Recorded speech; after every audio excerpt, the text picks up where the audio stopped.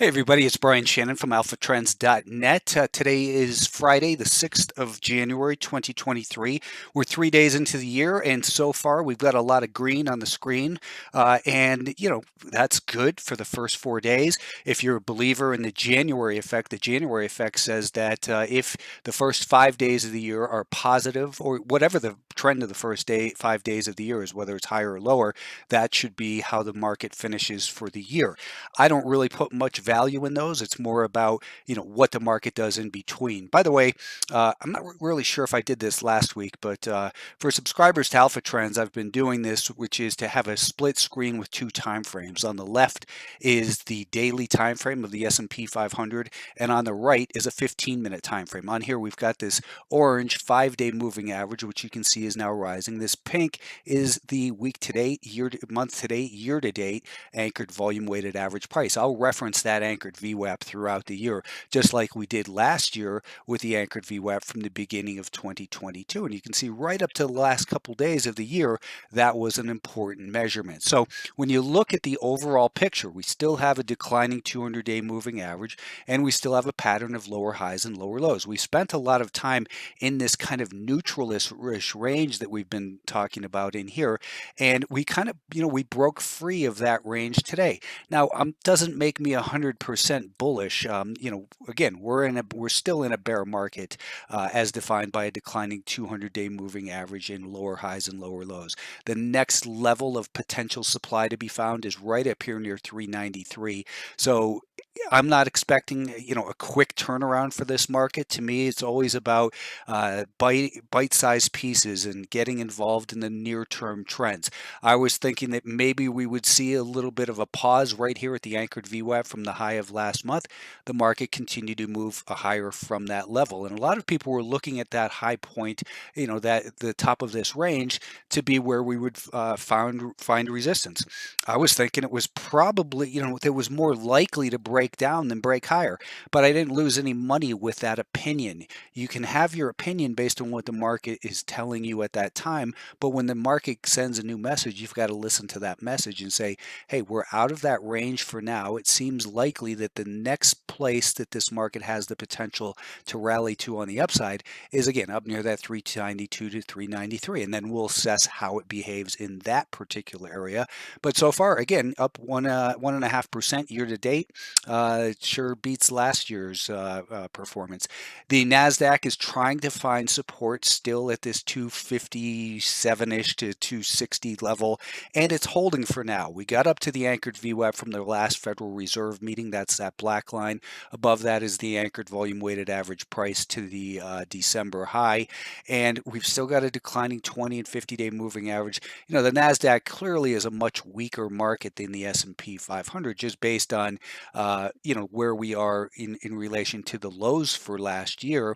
We're really still pretty close to them in the NASDAQ. So I'm not convinced that we're going to see a big turnaround. Perhaps we see, a rally in the NASDAQ that looks like this, and then then maybe it runs up to the next level, and perhaps it could get up towards that 50-day moving average. But the message of the market to me remains clear. It's uncertain, and we're going to see a lot of volatility, so continue to take it slow in each stock based on its own merits.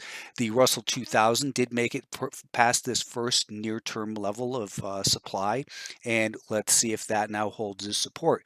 Broken resistance tends to act as support. Where does it have the potential to go before the next level of supply might be found? 179 or so. I mean, it's good to trade that, but is it the ultimate turnaround? I don't think so. I mean, Amazon, Apple's still not looking like a great stock below the declining 20 and 50-day moving averages. You look at Tesla, it's, made a new low today and recovered, so that's nice. I still think it's probably, if you're looking to bottom fish in at Tesla, I told subscribers last night it's still too early, because today we got rid of this data with the 5-day moving average calculation. On Monday, we get rid of this data. So that means unless the stock is up here, that 5-day moving average will continue to decline. So what I'd really like to see is maybe some strength Monday morning, pull back to the 5-day moving average. The year-to-date VWAP catches it as well. And then on Tuesday, maybe we gap higher and run up towards these levels. So that's just a potential scenario. I don't make predictions. I just look at it and say, is there a way I can get involved in these trades and hopefully manage my risk so that if the market doesn't agree with my analysis, then I'll be able to cut my losses quickly and make sure I'm still in a position to be able to trade come February and March. I don't want to have big losses before that. The semiconductors, we've got this bigger band of potential supply up here, this prior support near 215. So just be aware of the levels. I mean, day trading, obviously, this is a huge rally in here today, and it did, kind of what it's supposed to. It gaps up, pulls back, gets back above the volume weighted average price. That's a chapter in my book, by the way, about gaps and how to trade those. But, you can't short well it's above a rising daily volume weighted average price for a day trade. That's just, the common sense. The biotechs still kind of really battling it out in this zone in here, and it's really uncertain remains the key. So I don't have any great insights into there. It's going to take a little bit of time to see what the market wants to tell us as far as who's going to be able to, take and hold on to control.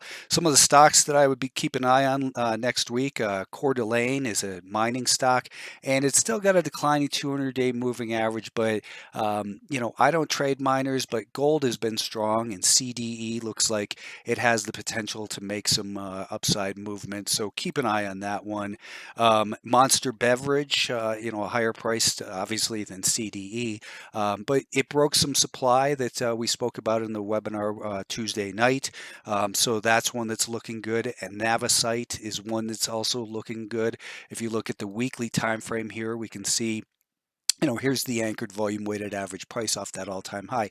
We still need to get up through that level. The last time it came up and touched that, it came back very quickly. So as with any level of resistance, the more times it's tested, the more likely it is to fail to hold it back. Here's a little one that looks interesting. Nice long-term. If they didn't scare you out, they have most likely worn you out last year as it went sideways. And looking, let's go back to that 2 time frame look. So the daily time frame, we're still in this stage 1 accumulation really, and it's going to have to really clear that level. But so far, it's got some bullish action. Now it's on the shorter term time frame, on the 10-minute time frame, you can see we've got this pattern of lower highs and lower lows. So this is a pullback. I don't buy pullbacks because this pullback might just continue like this. What I want to do is what I always talk about: buy strength after the pullback, maybe Tuesday or Wednesday of next week. I'd like to buy it up here with a stop then below whatever the the pullback low is. The stock is very similar to TGTX. That's another one I spoke about in that webinar. And TGTX, you look at the weekly chart here, a nice long-term stage 1 accumulation, now breaking out on a stage 2 uptrend, and you look at the daily time frame, that breakout occurred on big volume. It's consolidating on lighter volume. It made it up right to the year-to-date volume weighted average price, which was the high of that. So the high of this most recent rally, it's basically right here. So by looking at this rather than switching back and forth between all time frames, this gives you the opportunity to kind of see inside. You're taking this data over here and magnifying it with 15-minute candles, so 6.5 hours each day. Obviously, that's 24 candles for 6 hours, 26 candles for the day. So that's what we're looking at here. I'd like to see this pull back a little bit and then maybe get going Tuesday or Wednesday of next week. Maybe a stop under here, or if this ends up being the higher low, or perhaps you put half of your stop under here and half the stop under there. Anyways, thanks for tuning in. If you're watching on YouTube, give it a like, give it a subscribe, all that stuff. Thanks for tuning in.